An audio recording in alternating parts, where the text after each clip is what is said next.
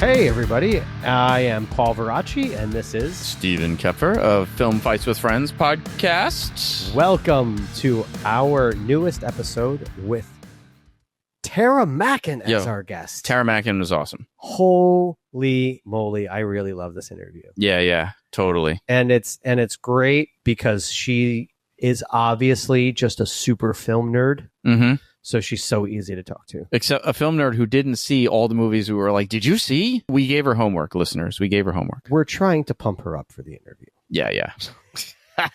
No, seriously, she was awesome. And we were talking about Mr. and Mrs. Smith, the show, the Amazon series, on which she was the fight coordinator. Yes. And the lead double. Yep. Yes. But she was, we found out today, cover coordinating on that final episode that we're going to talk about, which is The Breakup. The Breakup. Where she was nominated for an Emmy for Best Stunt Performance. Not the first time, right? First Emmy. Six. Read them. Six. Thank you. SAG-AFTRA. 6 SAG-AFTRA awards. Nominations. 6. Wow. Insane.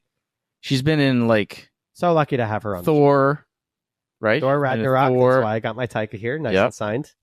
A bunch of Marvel, Captain America. I mean, she's just been in everything. All over the place. Yeah, she's awesome. We are very lucky to have her on. And you guys are lucky to hear some of the stories that she has to tell.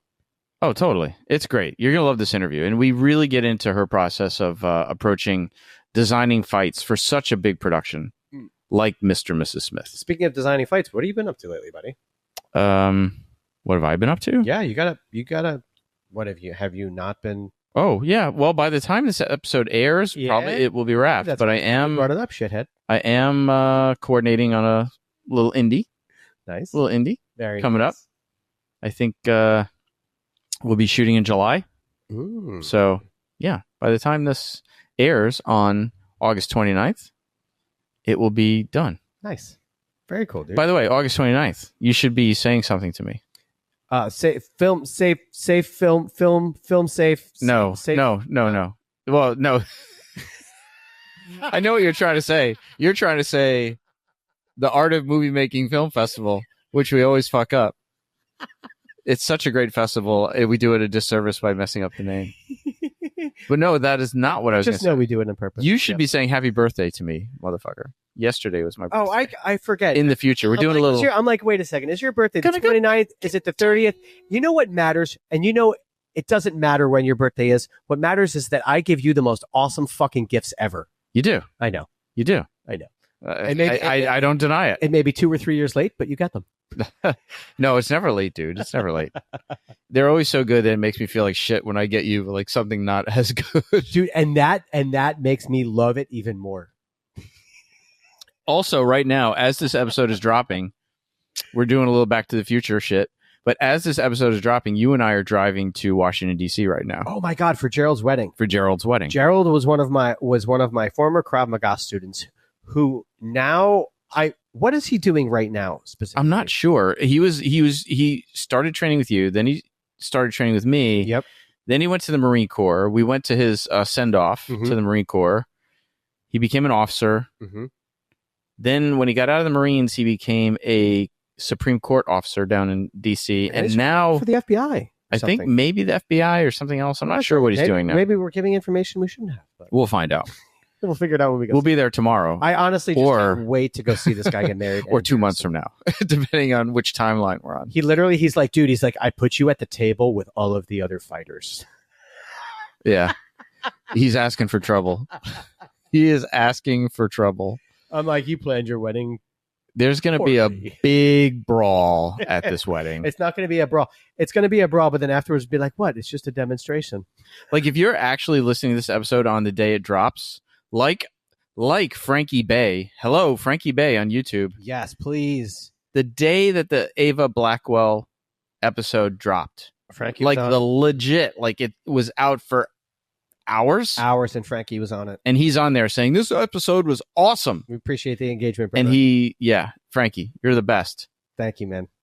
You gotta dude, you gotta come to New York and hang a little bit, or shoot us a message and throw us some info. We'll send you a little something special. But anyway, you and I will be driving to DC.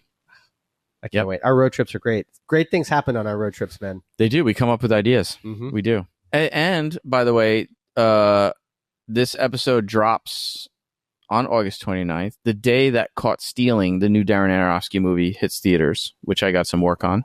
Yes. Very nice. So when you see Bad Bunny almost get hit by a cab. That's right. That's me. That was actually that was a fun day you told me about. I remember that. Fun couple days working on there. Bad Bunny, isn't he he's like the caddy in the new fucking Adam Sandler movie? Oh, is he? I think he's because dude's like fucking Renaissance man, multi-talented. He's all over the place. He's gonna be like the next Justin Timberlake on SNL. Like, he's really funny. They keep bringing him back onto SNL, and he's so funny. I love me some JT on SNL, dude. He's hilarious. Dude, Bad Bunny. Mark my words, everybody. Mark my words. Bad Bunny's going to be the next like returning guest comedic person on SNL. And tonight, it's going to be tomorrow. But when this airs, it's already passed. But I'm so excited for my episode of The Walking Dead to come out. Yes. So in real time, when we're recording this, before we batch it, your episode of Walking Dead is tomorrow. Tomorrow. Yes. Season finale. I cannot wait. And now if we fast forward to August 29th when this drops, we could tell everybody, go back and fucking watch the season finale of Dead City. And you get to see my fucking and you'll see Paul shit-eating grin. I looked angry the entire time, and the director kept calling me Twitch because I was twitching my eye. There you go, Twitch. Paul Twitch Varacchi. Oh, God.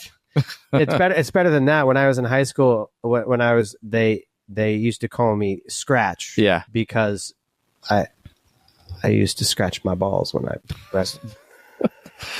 And then you would twitch after. Well, no, but then everybody in the school started calling me for Scratchy. You know I'm going to have to say that all the time now. My co-host, Paul Scratchy. Oh, my God. So listen, everybody, please engage with us on the socials like Frankie Bay. Oh, did I say when I wrestled? I'm sorry. It was when I was on the tennis team. What? That's how the fuck? That is two completely different sports, dude. No, because I literally played two sports. I wrestled until I dislocated my shoulder, and then I played tennis. I played tennis all through fucking college. But did you wrestle while you played tennis? That is the question. Did you go John McEnroe? Two completely different seasons. So yes. Yeah. You did go John McEnroe? Yes. Were you a McEnroe? Basketball and wrestling that were during the same season. But what I'm saying is, when you lost, were you slamming your racket down? Were you that guy? I was an angry fuck. I wasn't that great. I was like 2 and 3 doubles. 1 when we were playing a shitty school. Right. They let me jump into 3 singles when we were playing a shitty school. Yeah. I need to find some footage of that. No, you don't. There's no footage. It's probably on VHS. I'm like, it's in the 90s. There's no footage of it. Yeah. No. Somebody's got an old degraded VHS. Remember, like, I would make the comments of, like, I've been coaching since I was in high school. And somebody posted a picture of me coaching the girls' volleyball team when I was, like, a senior in high school because I was the assistant coach because they didn't have a guys' volleyball team. And I was just, So they were like, dude, just be assistant coach for the team. I was like, fuck it, all right. And then the girl's like, what's he doing? Oh, he's twitching his balls. Why is the assistant coach over there twitching? Oh my God. All right, listen, everybody. Please show us love everywhere. It's like give him a break. Everywhere you can. Give him a break. He's on the tennis team. Yeah, exactly. Right? We need to get to this interview with Tara, man. Anything else we need to say? But let's pump up the film festival in October. Yes. It's coming up. The Art of Movie Making Film Festival. You got it right. Yeah, it is. Last episode I got it wrong, but I think. I don't remember.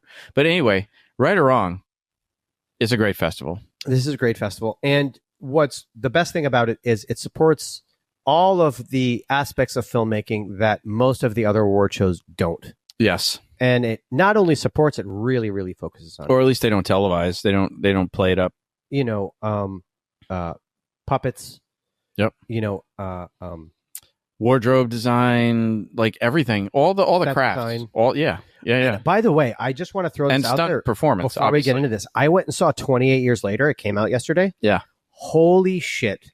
The movie in itself was very good. Yeah. But the set design and the cinematography look, I got goosebumps just talking about it. We're so amazing. They shot it on an iPhone. And I don't give not even the most recent version. Don't give a fuck. Well, you just brought up cinematography, Dick. No, I'm just kidding. But no, seriously, I don't know how they did it. I remember seeing some of the scenes and they had like this the horseshoe of like 37 iPhones on it. Yeah. And they were just like shooting this one whole absolutely amazing. And and then when you go back and they're like, yeah, this was shot on an iPhone and an old one. Yeah, it wasn't the most updated one, but you would never know. It was shot on an iPhone with super expensive oh yeah, with $10,000 of added equipment on it. Yeah, totally. But wow, what an amazing movie. And I believe it's until that part where Alex Garland's wife started calling him and it showed up on the screen. Like, damn it, I forgot to put it on airplane mode. That was funny. Oh, all right. So on that note, let's just say, hey, you see this beautiful space behind us? We do rent it, and we do comedy shows. If you rent from us too, come here to do a rehearsal, shoot a previs, train an actor, run an audition, and hear some really bad jokes. Breakfall Studios. That's what we do here. Breakfall Studios. Follow us, like us, subscribe to us, show us, give us some love. All on the internets, please. Yeah, reviews. We need those reviews. On Apple Podcast, give us a review. Word? You can't do it on Spotify, but you can on Apple. That's so ridiculous. I know. And on IMDb, give us a review. Bless you. Lastly, we have to ask you to support us on Patreon. We do have a Patreon. We do, and we're still waiting for our newest $20 member. We have an awesome gift for you. Well, by the time this airs, we might have it, but we could plug it anyway. If we do have a $20 tier, and we got an amazing gift for you, gold foil limited edition Raiders of the Lost Ark, Indiana Jones poster. Yep, and by the time this drops, we will have had our second live show. Oh yes! So hopefully that shit went well. Nobody got killed or died or anything. Or rioted because we suck. Totally. And hopefully we'll meet all our new Patreon people. I now want to hire people to come and throw popcorn at us just to see if they can distract us. How much? I'll throw popcorn. I mean, I'll throw you a background rate day. I could use it. I totally could use it. All right, cool. On that note, let's bring in Tara. Here we go. Yo, Tara, we cannot believe we got you. This is awesome. Thank you so much for coming on the show. No, thank you for having me. I'm super excited to be here. Yeah. This is so cool. And hopefully you'll have fun too. It's a little bit of a different podcast than like stuff that's out there. We do our best to try and not make it the same old, So how did you get started? Yeah. No, thank God. And I appreciate it. and feel free. We are rated explicit, so don't worry about the language. Right. Just have fun with that. So drop all the F-bombs. Let's fucking go. Let the potty mouth go. So, hey, we're going to start with the amazing final episode of Mr. and Mrs. Smith, the breakup episode, which I rewatched. And I will say, like, you had sent me the script, which was awesome, but I had found a version of the script online before that, which was also a production version, but it had a couple of pages with later things, so it was like pretty cool. But what I usually do, like before we do these interviews, is I at least watch the fight scene and read along with the script. But this time I did the whole episode. I went page by page reading it as we went through. That's awesome. It's so fun to do. Yeah, totally. And so I would say like 85-90% of it is pretty much the same. It was pretty darn close. With some stuff changed. Obviously, a lot of dialogue changed and things like that. One thing that I have to give my wife a shout out for is, the scene when they're at the Whitney, they meet at the Whitney Museum, and they're standing in front of the painting, right? Because they both think the other tried to kill them. Right. And again, for listeners, this is like 2 years, 3 years ago, this show. So spoilers galore. Get over it. Yeah, get over it. So they're standing, and my wife, it goes, "Oh, Edward Hopper. That's Edward Hopper, right?" And then she knows the whole story about the painting, the behind that painting. And I don't know if you know this or not. So I have no idea about the painting. Okay, so what's really cool is, and I am not good with the memory, but in the screenplay, it's supposed to be a painting called Broken Doll by Maxine Gutierrez, right? And I looked it up, and there actually was that exhibit at the Whitney. It really was there, but that's not the painting they used. They used Edward Hopper, A Woman in the Sun. And for those listening, it's just a portrait of a woman in the nude, staring like she's sort of like left frame of the painting. And so when the scene happens and Donald Glover is standing on the right side of the frame and Maya is standing on the left side of the frame and the painting's in the middle, it's almost like two women facing Donald Glover, right? So my wife is like, oh, that painting, the history of that painting is that was Edward Hopper's idealized version of his wife. So his wife actually posed for him when she was like 78 years old for that painting. But he painted her how he visualized her, the young, idealized wife, which is so amazing because that whole part of that scene, right, was coming to terms with the wife I want, the wife I got. Yep. In their relationship. And the painting was perfect. And I don't know if it was a happy accident, but it was so amazing. And I wouldn't have got it if I didn't read through the script. Or your wife brought it up. Yeah. Or thankfully, my wife, Chris, nod to you. She has the amazing vast knowledge where she can just be like, oh, Edward Hopper, that was about his wife, you know? I'm going to have to rewatch that episode and that scene just for that reason, because I too did not clock it. Yeah, I wouldn't have, but it's so cool. It's like a little Easter egg.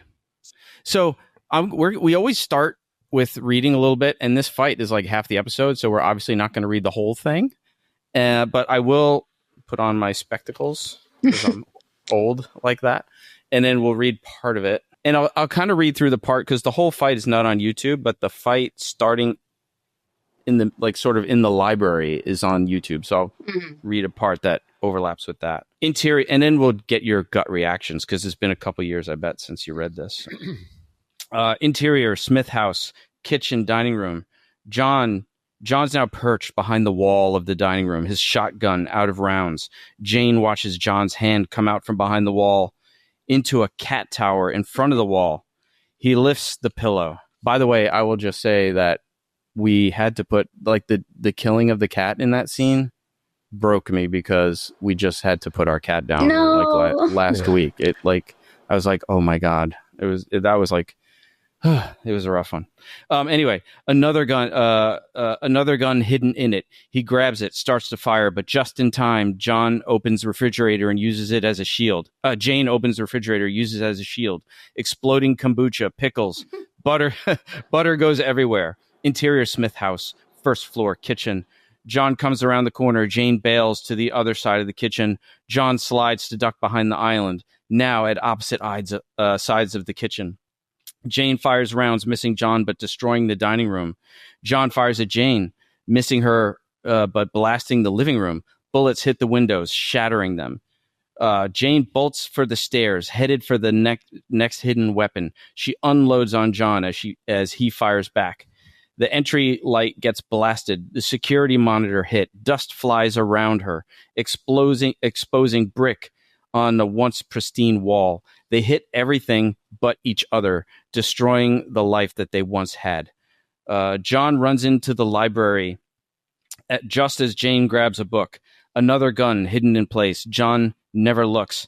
As soon as she pulls it out, John disarms her. This is a great fight scene, and you gave us like some cool behind-the-scenes footage from this that will drop in here. It's a hand-to-hand fight now, using books, whatever else they can find as weapons. Jane, here's a book you never read, asshole. It's getting brutal. Jane kicks John. He grabs her leg, slams her against the bookshelf.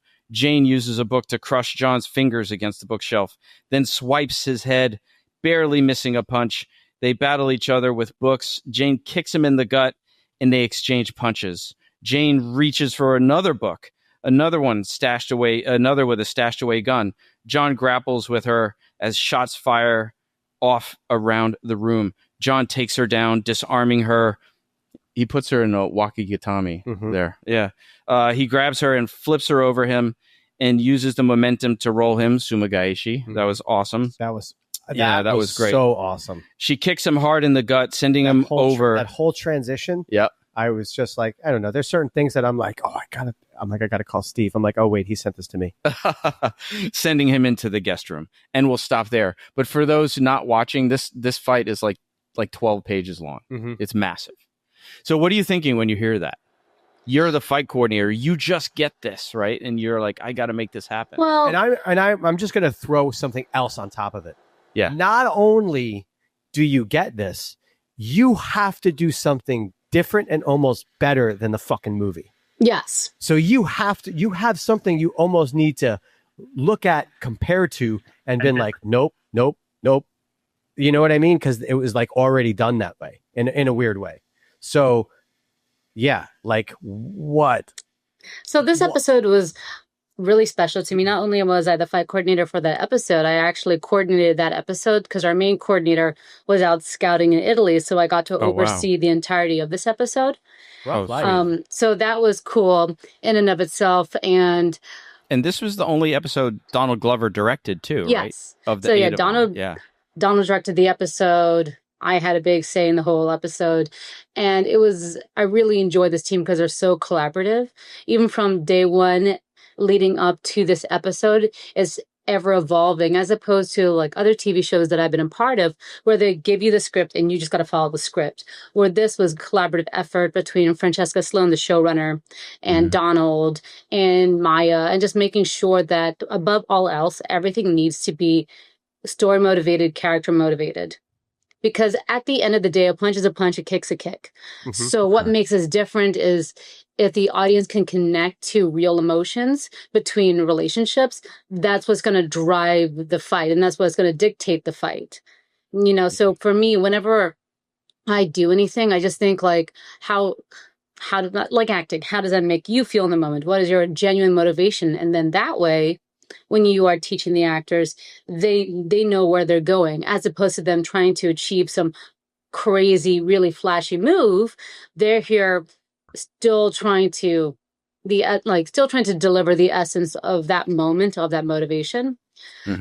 So for me, when I got the episode, the original draft, none of that was even written in.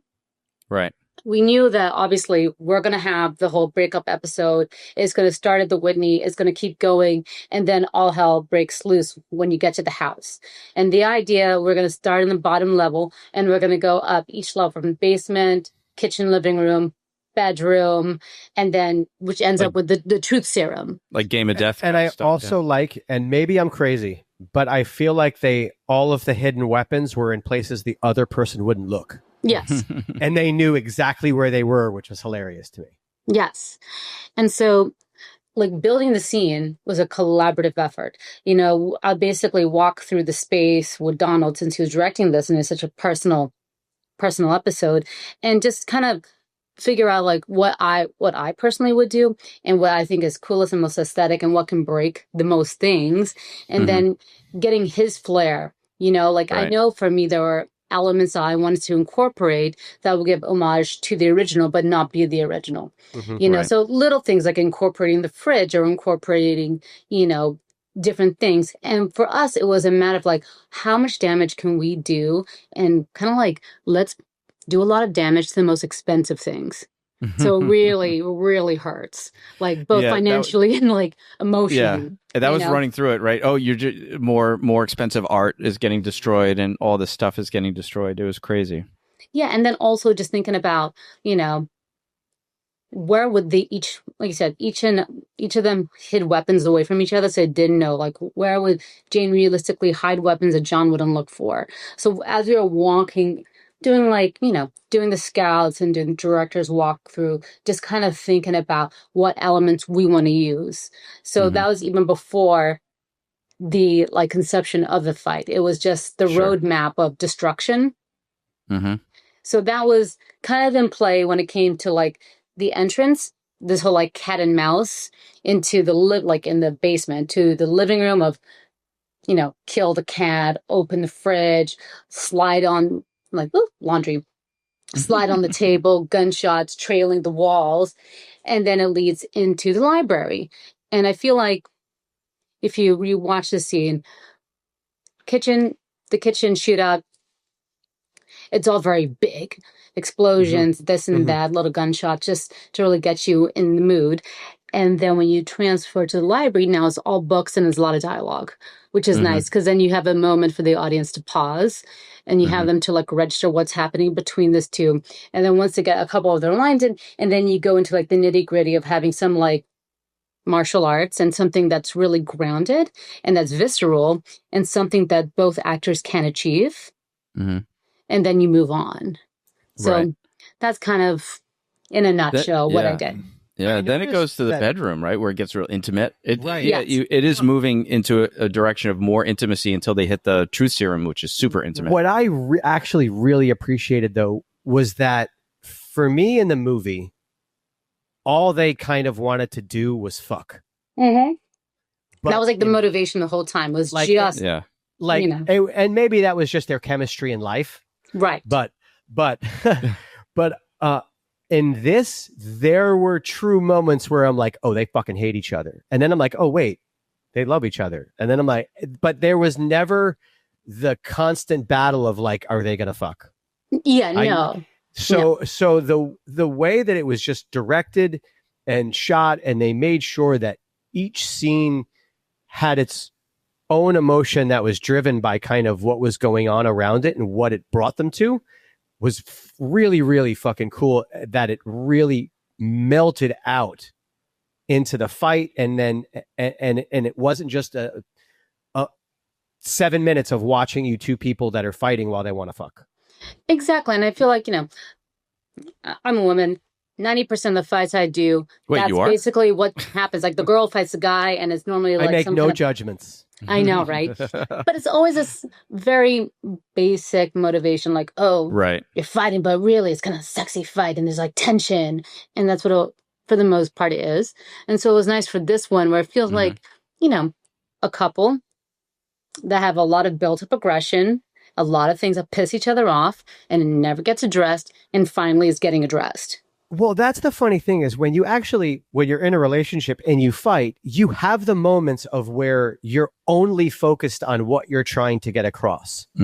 And I feel that you guys in the fight were able to put across those moments. And then after it, you realize that you actually care about this person. And then you go to that moment for a little bit. But then all of a sudden you realize you had a point to make.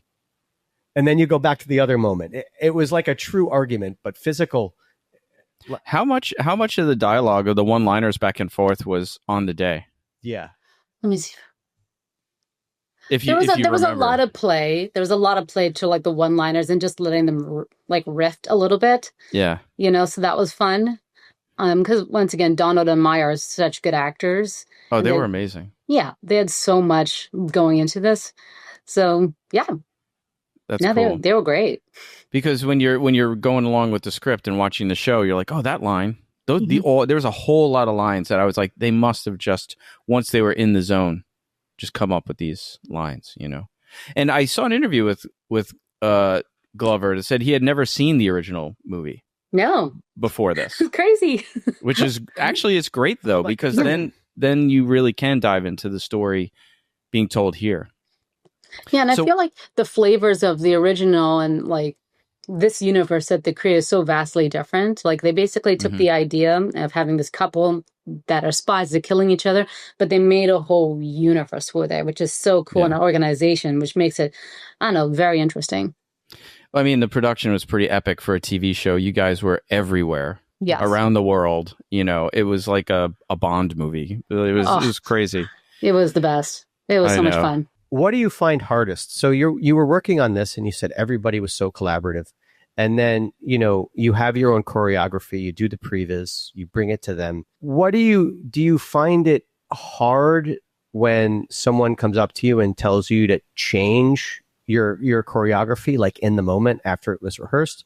Where do you go in those moments? Not at all. Well, maybe can we put a pause and just Answer that question, but maybe first, so you did the walkthrough, you did the scout and sort of mapped it out. Then what happened next? Like, how much prep time did you have for developing the choreo and training folks and rehearsing and maybe shooting a previs? Like, how much time before you get to the point where you're on set and got to make a change? So yeah, if I can remember correctly, we had like 2 weeks of prep before this episode. And then from the scout and kind of like breaking down what we're trying to achieve, when it came to choreographing, it was a day. It was pretty, because for me, when I choreograph, I like things to flow and to make sense. And, I've been doing this for a long time, and I know everybody has a different approach to action and developing action.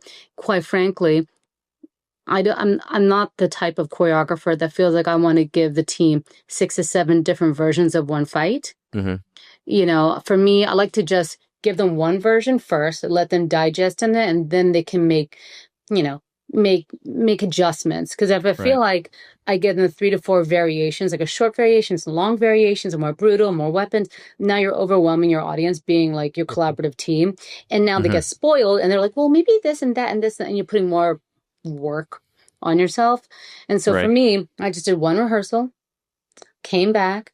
I was like, you know what? This is going to be ridiculous. I'm going to add so many moves. It's going to be so obnoxiously long. And then they can take out whatever beat they want. I'll give them a buffet of movement that goes along. And it's going to be so over the top, because then they'll cut it down as per usual because they don't have the time. And then we'll get to the core of what I wanted in the first place anyways. There you go. So then we showed them like this big, drawn out, long situation. And of course, they're like, oh, that's great. We're just going to do that. I'm like, oh, well, okay, great. We're doing it. Well, isn't that the trick, right? To make them think that it was their idea, right? Totally. And then in terms of teaching the actors, because they're on set every day working. And so I'd have to be on standby just on set. Right. So anytime we can get 15 minutes with them, either at lunch or when they wrap, just to go over things, but not to overwhelm them. And then the same thing when we got to the actual shoot day, we just kind of broke them up by sections and just kind of worked it out, you know. And then we did the usual, like, will be, for the most part, they can do 90% of the action themselves. And for me as a choreographer, that's my goal. And whenever it gets a little too like technical or a little too physical, then, I'll step in and do some stuff. Yeah, I was going to ask you about that, especially since you were cover coordinating too. How much juggling did you have to do? But it's always, like you said, it's always better if the actor can do it, right? So you were able to focus more on the coordination side and less on the doubling side. Yeah, so I could focus on them, watch them. I've already watched them in rehearsals. They killed it. And then whenever they wanted to be like more aggressive, because, they're a little ginger with each other. Obviously, they're both actors and they're very professional. Sure. Then I'll be like, okay, you can partner with me. I'm going to hurt you. You better cover. And and vice versa. Feel free to go to town and it's going to be great. That's awesome. And so, did you have something, Paul? What? I don't know. I felt so you don't have to usually put it on me. You're my second wife. I usually predict when you're going to have a question. But I guess the question I have is, when you work with actors, like Donald and Jane, who get their own choreo and are very collaborative and willing to work with, have you ever, and you don't have to name, but how much harder is it to work with someone who doesn't want to learn their own stunts and doesn't really want to learn choreography and just focuses on acting? I mean, I've gotten... How do you approach that a little bit differently? I've gotten every single spectrum of different kind of responses to choreography and stunts and action, and whether or not they're willing to listen in the first place, or they have their own agendas, or if they just don't want any of this. And I feel like it's like dealing with children. You just got to be patient. You got to like hear them out, hear their wants and their needs, and make sure that they feel like they're in a safe environment so they're heard. And then it's something sometimes you have to like talk between the actor and like the director and everybody else, just so they know that, someone's not too happy with this and that. Right. And also remind them like, hey, I'm pretty low in the totem pole. I'm basically the middleman. I'll do the best I can. I'll give you exactly everything you want. But if it's something that's more not in line because it's a character choice, then I'll bring it up to the higher ups. I'll bring it up to the director or whoever, because then they can really address it, and maybe it'll inspire them to want to have a little bit more effort. Sure. And in this case, the director was also in the scene. Like, how much was he leaning on, say, the first AD or somebody else to be his eyes when he's on camera? Like, what was that whole dynamic like? It was great because the same, like his DP, his AD, everybody's the same team that he used from the show Atlanta. They're all besties, and they work so well together. So it was such like an easy process of like doing it, knowing what you want, watching playback, and moving on. And also, it was nice too because he is directing. He can't tire himself out either because he has a long day ahead. So you're never overshooting anything. So that's good. Always a bonus. Right. Very cool. How did this compare to like past? Was this the first series that you were the fight coordinator on? Yes, it was my first series. Yeah, I was going to say compared to movies, like an episode on Westworld, but it was like one episode, and that was super fun.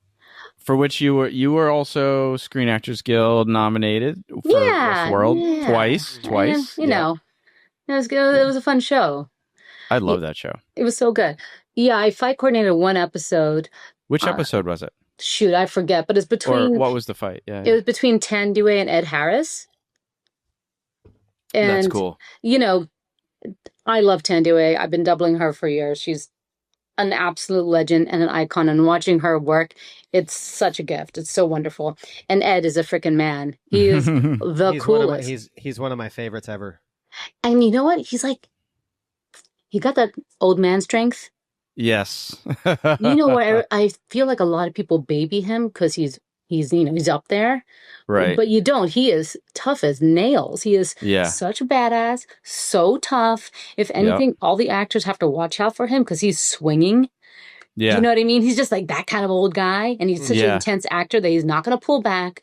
He's probably going to be really aggressive, which I personally love. I like that. That's cool. Yeah, that's how I felt with Scott Glenn. I got to work with Scott Glenn, and the guys, like, everybody's like, "Oh, he's 83," and I'm like, he's challenging people to push-up competitions right now. I'm like, now I can talk about it, but when I was working with Kim Coates on The Walking Dead, and I had scenes where I had to like put my hands on him, there's nothing better than when an actor turns around and looks at you, and he's like, "Yo, I want to fucking feel it."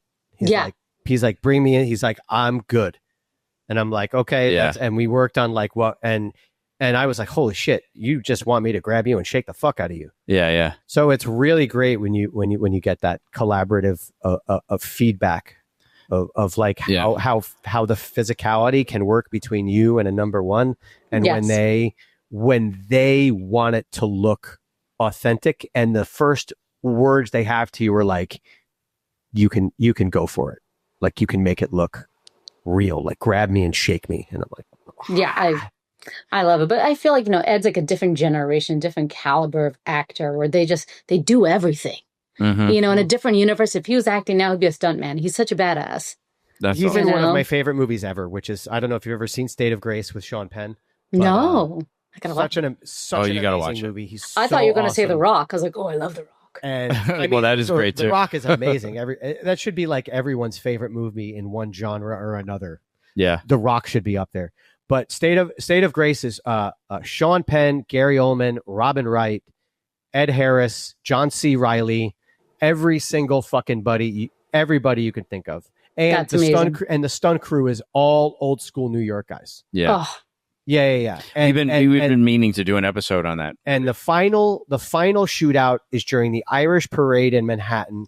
It's about, not that I've ever seen this movie. It's like 4 minutes and 36 seconds long, all slow motion, and every single fucking thing reads like from the bottles breaking on the bar to the squibs to the shots to the reactions. There isn't a millisecond of that whole scene that doesn't read perfecly. Oh, State of Grace. Okay, I'm gonna watch that tonight. You definitely. I remember before. I was talking to what's his name? I forgot who I was talking to, but I was telling him about the scene, and he was like, bullshit. There's no fucking way. And he literally pulled it up, and he's like, I'm watching it right now. He's like, don't get off the phone.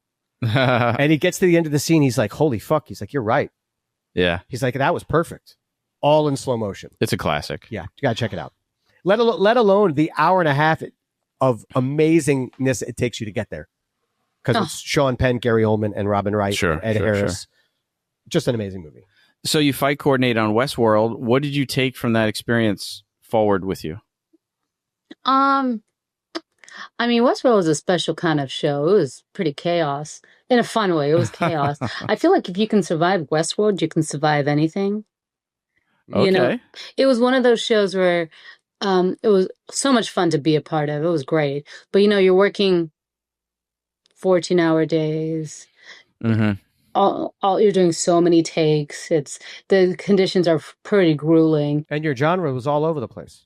Exactly. So it was just, if you can survive those filming conditions, because the show was so big, like the scale was so big, then everything else is a walk in the park. Mm-hmm, mm-hmm. You know, and you know, the crew was really cool and super fun, and everybody was in it together. So whenever I hear people working on other shows that the Westworld team are getting ready to do, I'm like, oh, you don't know what you're in for. Get ready for very long days, and it's a lot. It's a lot. Yeah. It's very demanding, but the quality is really good. So when you got when you got that first call where you had to come up with a previs and hand it to a director. Mm-hmm. You mean just in general or for this show? Just in general. In general. When you got that call, like that call, when someone was like, hey, I need you to step up, come up with this and do this for this, and then send it to me. What was the hardest part of keeping your composure to the choreography that you had to do for the scene? Do you know what I'm trying to say? Like, so like, what was the experience like? Basically, what was the experience like, and like how much of what you wanted to do did you have to keep in check to what they needed? I mean, quite frankly, they let me run free with what I wanted, at least from a physical component. So that was really cool. So when it came to like I said, when it came to the choreography, I was really happy just to do moves that I feel feels really good in my body, because it feels good for me, then it's going to really feel good for Maya. And then finding moments of both of them being heroic, but also taking damage. And so I was really happy about that. And in terms of, do you shoot your own previs, or do you bring somebody in to do it? You shoot it? I do it. But and you cut it too? You edit? Yes. Awesome. My previs is, once again, I'm a purist. I like to keep things really simple. Okay. Everyone has a different style. Every style is amazing. When it comes personally for me, when you're doing, and also like my background way back in the heydays theater, and I like to be able to see everything. I think it's great when people take the liberties to do all these really intricate, cool shots. But I feel like for the first rendition, just show me the world, show me what I'm looking at. You can do some cool angles to really sell things, but for the most part, just give me the whole thing. The performer should be talented enough that you can sell it in a wide, and if we want to go to any angle, everything sells from every angle. If you're forcing the editor or the DP or the director to an edit, then I personally feel you're not doing a good job. Because when you're like, oh, but this punch only sells from here, we got to shoot because the previous shot from here, and you're like, yeah, but our lighting source isn't over there, we're shooting over there, so you need to change it. Oh, but we can't. So then you kind of fail as a fight choreographer. You should be able to adapt, and you should be able to just do what's best for production ultimately. So where was I guess going kind of doubling back to the question that I was just asking, from what you just said, when was the first time that you realized that was your job and not to put cool shit in a scene? Oh, a long time ago. Even before this, this even happened. So my question goes to the first time you got a call from a coordinator that wanted you to do a scene for them. Or we could do Westworld. We can stick with Westworld. Like I would say, not just for Mr. and Mrs. Smith. I mean, let's just go back to like the first time someone was like, I need you to shoot a previs for something legit, not your piece, not their piece, for a production project. When you shot that, was there anything going through your head in that moment? Oh, absolutely. Like, this doesn't fit in that scene, I shouldn't do it. Or you're just like, I have a bunch of cool shit, here you go. Well, first of all, I'm not the kind of person that says like, I have a bunch of cool shit, like, here we go. That's just not me. Some people are. Exactly. There's a lot of people who are, and they're like, I really want to do this one particular movie, and I want to force the edit so I can do this one cool. That was never my intention. The first time I did like a professional previs outside of my own personal projects was when I was working on The Mother for J-Lo, and I was like, I haven't even met her yet, and it's a fight. It's the end fight in the movie between her and oh my God, I'm blanking his name. I'm so awful. Lord Voldemort's brother. Anyways. Rafe. Joe Fiennes. Joe Fiennes. I thought it was Ralph, and then I thought there was a Rafe Fiennes. Well, it is. Rafe and Ralph is the same guy. Rafe and Ralph is the same guy? Yeah, you're just saying it wrong when you say Ralph, dumbass. Really? Yeah. All right, I'm a dumbass. No, it's Rafe. Yeah. But you're talking about Joseph Fiennes. Yeah, it was a fight between Joe and Jenna. I haven't met either of them. And for me, that was like the first time the coordinator's like, okay, once you put it, you're the fight coordinator. I want you to put a previs for this. When you're done, I'm going to show it to the team. And I was like, I've never met either actors or their teams or the director. So for me, there was like a lot of pressure to like do a good job. And the whole movie was leading up to this fight scene. So I was like, so for me, that was like a lot. So for that particular previs, it took like kind of a week to do between like inception and then, I was so nervous. So I was like over editing, overshooting, trying to get really interesting beauty shots. And I was doing the most and finally got to a place that like lived. And it was fun because for me, I was like, oh, I want this to be good because they don't know. I mean, they could watch this and be like, she sucks. We'll get like another choreographer in here right away. So there was a lot of pressure. And the whole time I was doing this, I was like, what makes these two characters look both badass, but needs to be based in proper martial arts because I like that, and serves a story, So you're still hitting all those acting beats. You're still hitting like some proper technique, and you're still having the violence.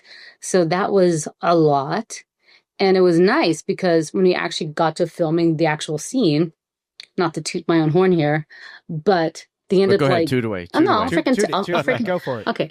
I'll freaking toot. They originally shot with second unit, and second unit just did a bunch of wides, getting coverage. And Jen was like, why are we shooting this? I approved the previs. Like, if we're shooting wides, then we're going to cut back to wides, but that's not what I approved the previs. We're shooting the previs. Fair enough. So the next day, I go to work, and there's like an Oscar-winning DP. There's the director. There's all these. There's the camera operators, all looking at their phone, copying my previs. Yeah. So for me, I'm like, yes, I did this right. Okay, good. Not that I was had any intentions of them doing. They can do whatever they want, but I was like, sure. Okay, so at least great. They're like, well, she's coming out, camera left to right, and this side, and this and that. Okay, and then we're gonna go here. Okay, I'm like. So that was a very cool moment.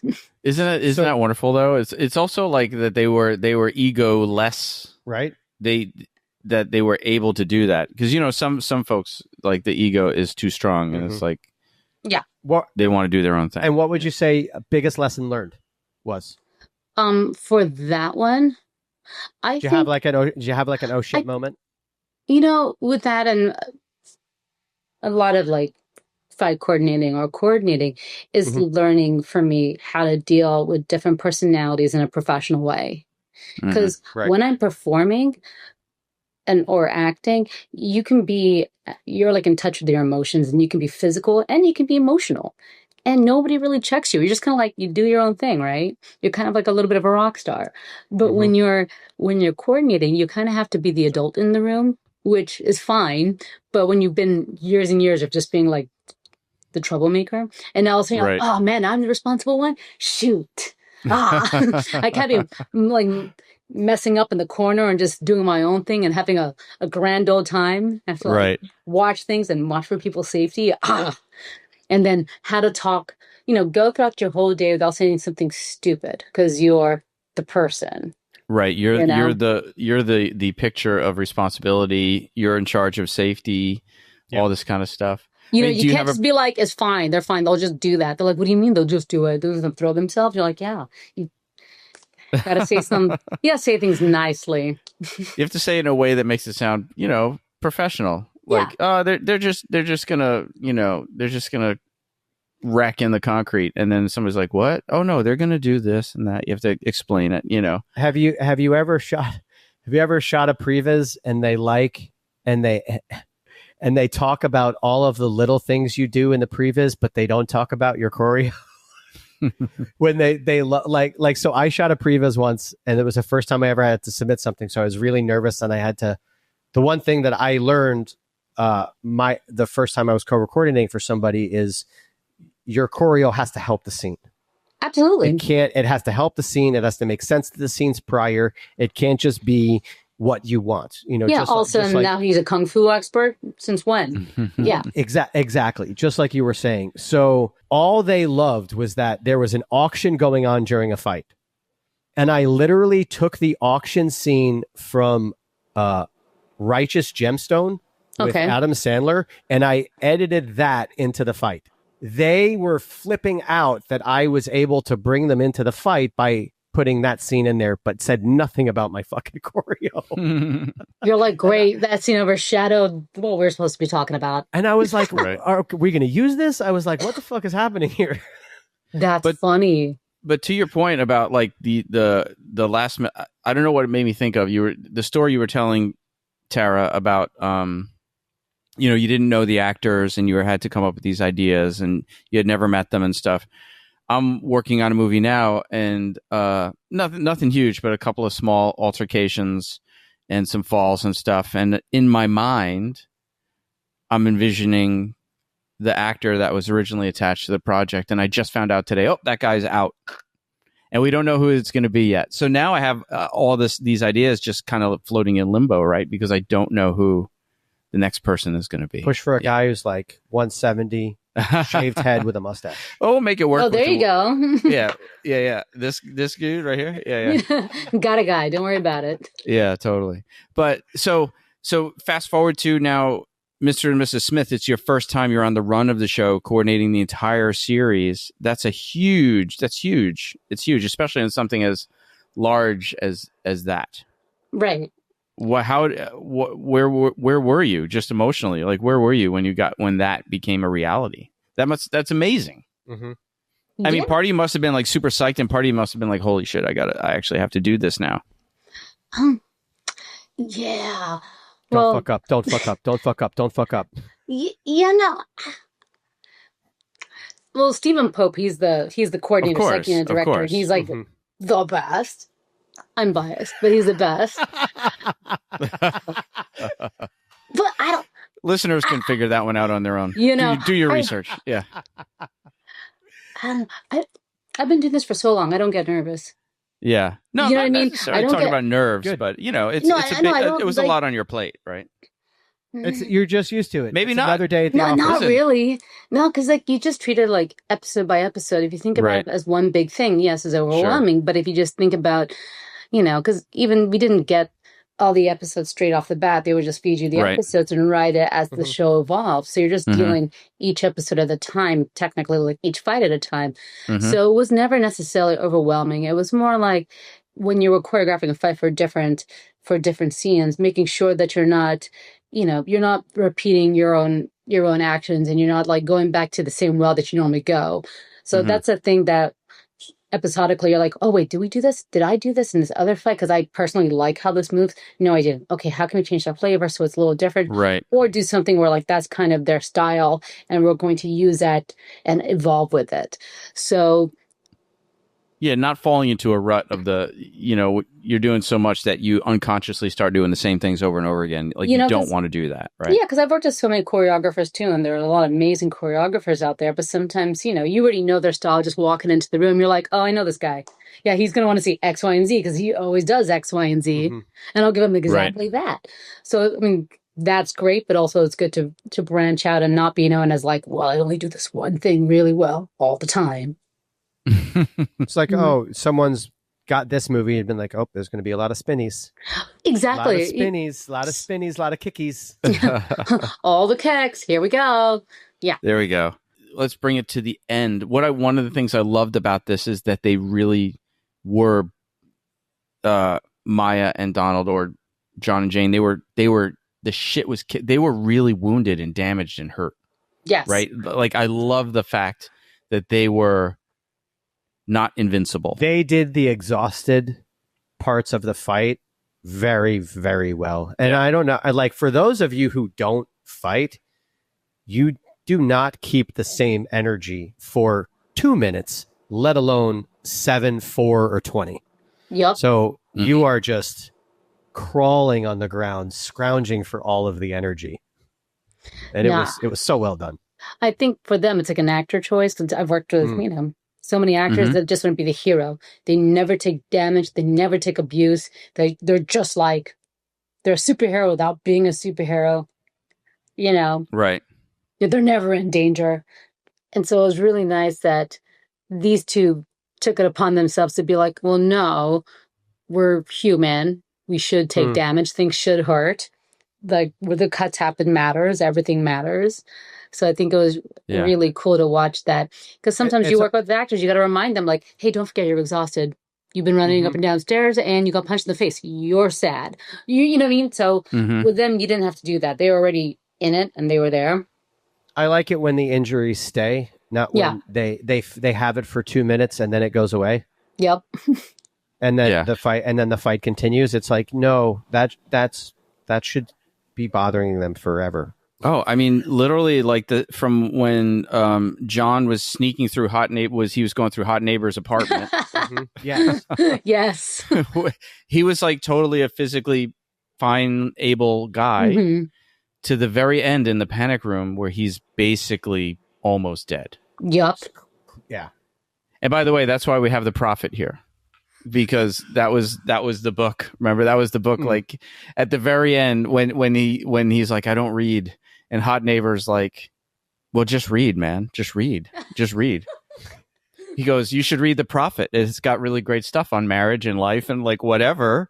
And then at the very end, when the post credit scene where the Hot Neighbor comes in with this very edition of the prophet, I was like, oh my God, I got to bring it and put it on the table. I know, Hot Neighbor was so funny. I remember reading it, but like, ooh, I wonder who they're going to cast as Hot Neighbor. And then they cast Paul Dano. I'm like, wait, what? Well, that was my wife. My wife was like, he's not hot. Yeah, I'm like, no offense, Paul. But I think it was like, it's always like the grass is always greener. Yeah. What's hot and what's not. But he was great, though. He was so good. He was great. And He's Parker Posey. Oh, my God. In that scene. And oh my God, what's his name from Narcos? They were the other John Wagnamura. The other John and Jane that killed the John and Jane. Yes, they were so good. The John and Janes that kill other John and Janes. Oh, they were so good. Parker Posey is fucking great in everything. Yeah, she's great. She's awesome. She is.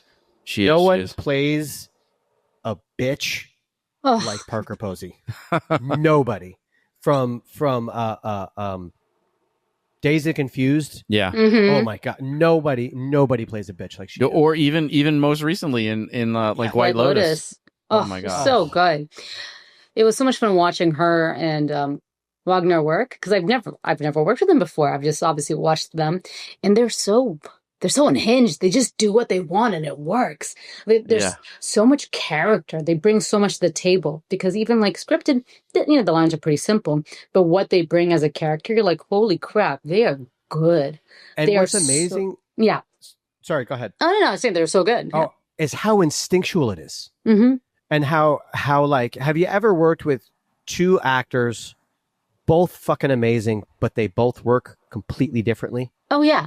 Like one can feel it in the moment and the other one needs everyone's presence on set, is getting ready and is everybody has their process. But like what I love is like those moments when you're just sitting on set, it's like and you're not doing anything and you just get to watch masters at work. I have it's so good. When it, because it's going to air, so I have some really awesome videos of when I was on The Walking Dead. And working with Kim Coates and then working with Jeffrey Dean Morgan was working with two completely different people. Kim commanded everyone's presence on set. If you were behind the camera, if you were anywhere in his vision in the scene, you needed to be present in that scene, right? Meanwhile, like, in another scene, Jeffrey would just be kind of like sitting there. He'd be like, you know what? He'd be like, I think I would just be chilling out behind the table eating a fucking apple. And then like everyone's like, what the fuck? And then they shoot it and they're like, oh my God, that's awesome. Yeah. So, but it's just so weird how everybody has their process, but yet they can deliver from it. Yeah. Mm-hmm. What do you got coming up? Anything? I'm currently on this little movie over in New York right now, like a little rom-com. Say little movie. You're gonna say little movie, and I feel like I'm just gonna be like, "Fuck you." Like, what? Oh, you're in New York. We felt a disturbance in the force. I'm like, we knew you were here. I'm like, what's this little movie? Yeah, it's just this cute little rom-com. So I'm on that just for the rest of the month through July. And then I just wrapped up on, what was that? Well, I'm a jerk. Office Romance. Oh, cool. So nice. That was like a Jennifer Lopez rom-com too. So that was good fun. Yo, speaking of J-Lo, my wife just bought Yo MTV Raps, the entire series on Blu-ray. Every episode. Your wife's a badass. Yes. Oh, my wife is the best. Some Ed Lover, Chris, we get major shout outs right here. Right? Ed Lover, Dr. Dre. Yeah. The original Dr. Dre. But his Fabulous Five Freddy was the original host. Oh, that's right. And then they took over. Mm-hmm. But we were watching, we've been watching it from 1988 till just watching it through. That's so awesome. It's so amazing. But so many clips of J-Lo, young. Oh, like, that's crazy. Dancing and stuff. And then, oh my God, that's J-Lo. It's like when you watch the old school Digital Underground videos and you see Tupac dancing in the background. Oh yeah. Yeah. And it's also sad to see all the folks that are not around anymore. I mean, of course. But dude, it's a sin what Viacom is doing, taking all that stuff offline and deleting their databases. Like if that's why she saw it online, she saw it available to purchase. She's like, I got to buy this. Hell yeah. It's all disappearing. I got to buy this. So, man. Sounds like a movie awesome. night. So it does. It's crazy. But so I have a quick question before we go. If there was one film that you could tell anyone who wants to get in the movie industry, the film industry, stunts or whatever, that they should watch, what would it be? I think this should be our final question of future episodes. This is a new question. Thank you. Okay. Like not necessarily right. You don't have to fucking say The Godfather. Like you can literally pick one of something that means something to you and why. It doesn't have to be right. But from like kind of like what, from an action perspective. It could be. I mean, to give you a little background, filmmaker. We went to see some screenings. What is one film that you think everyone that wants to be a filmmaker should watch? Like we went to see Hooper recently on the big screen. Great. Yeah, Hooper's amazing. And then we went to see Raiders of the Lost Ark, the original on the big screen. So good. But what we saw with these common threads that a lot of people are not aware of, like in Hooper, when he's showing his stunt reel, the stunt reel has Hal Needham doing wing walking from biplane to biplane, which was just in Mission Impossible, right? Mm-hmm. And then Raiders of the Lost Ark had the stagecoach drag under the stagecoach. It was just under a truck. So it got us talking about what's a movie that, like, if you had like your Desert Island Disc version movie, like this movie you should watch. I feel like. Now I'm just going to piggyback off what you said. But yeah, I feel like Raiders of the Lost Ark, I think that's great. I think Heat is good. Nope. Not a Heat fan? One. You get one. What? You get to pick one. This isn't a conversation. You got to think about it and pick one. Man. Don't say Mortal Kombat. I could go off and name a bunch of movies. You gotta buckle down, think hard, and name one. I don't even know if I can name one, but I would probably say I can right off the bat.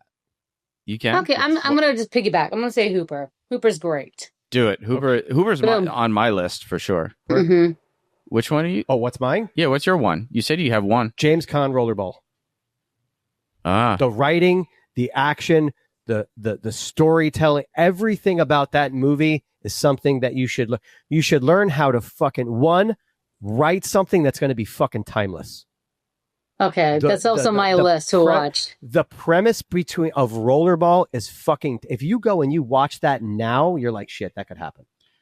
All right, so I'll throw out Way of the Gun, which is one of our favorites. Yep. Have you seen Way of the Gun? No, Oh you my guys have God. to like message me a list of these movies. I got Oh my 3 God. that you've talked about that I haven't seen. So Way of the Gun. Oh my God, that you have to watch. Christopher McQuarrie. who That's his wrote- first movie. who wrote- Christopher Oh, McQuarrie's wow. first movie. Mhm. So obviously, we all know he wrote The Usual Suspects and Yeah. many others.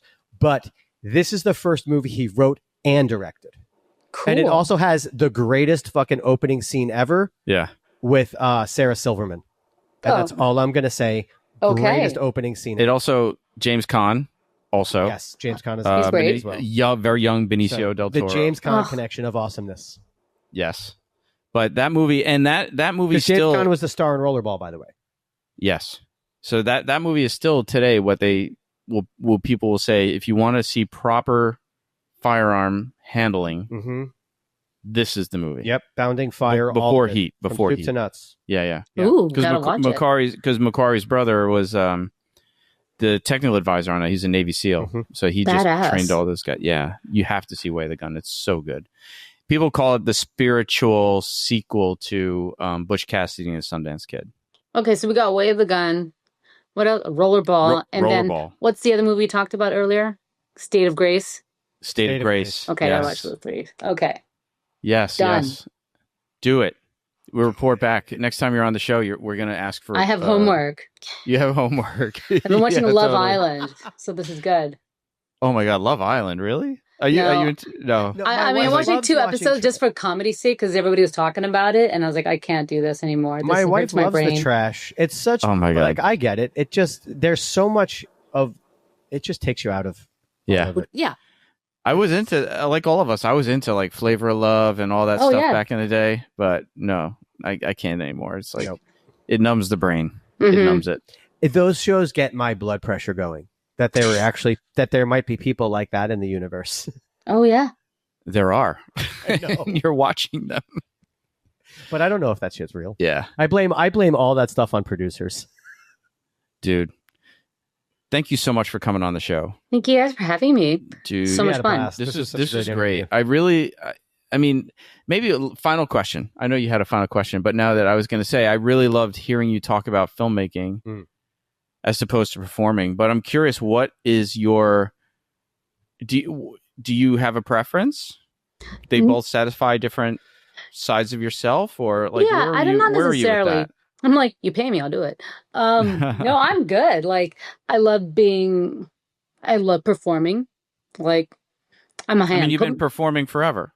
Put me in front of the camera. I'll freaking slay. I love performing, but also I love being behind the camera, and I love bringing a whole scene to light, and having a more say than just being responsible for my own performance and trying to pull something out is also really cool too. And so a little bit of both, I say, as opposed to just being like, I'm just going to coordinate. I'm just going to do this. I'm like, no, I'm too much of a ham. Like, I was working on a movie back in February where I just was wielding a katana fighting with actresses just for the hell of it. Because why not? Right. It's so much fun. Sure. And because we've spoken to some people, they're like the coordinating, like the stress of the safety of it, just like sort of the responsibility is. We've had some people say, I prefer to just be the performer. There's a little bit less on my shoulders or whatever. Well, that's why like people ask, they're like, what do you want to do? Yeah. I'm like, I would like to design fights as opposed to be the stunt coordinator. Right. I would like to design a fight around what's in the script. Yeah, like As still be creative. Yes. As opposed to coordinating what's happening on the day while everyone's there. I feel like that I like it, don't get me wrong, but there's just something about, I don't know, something about designing a fight with a script and the emotion. But what it sounds like, Tara, you got that creative experience because sometimes like on big things, you get less opportunity to be creative. Like, they might give you an animatic, hey, this is what we want, you just do it. You know Exactly. what I mean? Exactly. But in this case, it seems like you really had a very fortunate experience of being able to just make what to really contribute to the collaboration, like you said.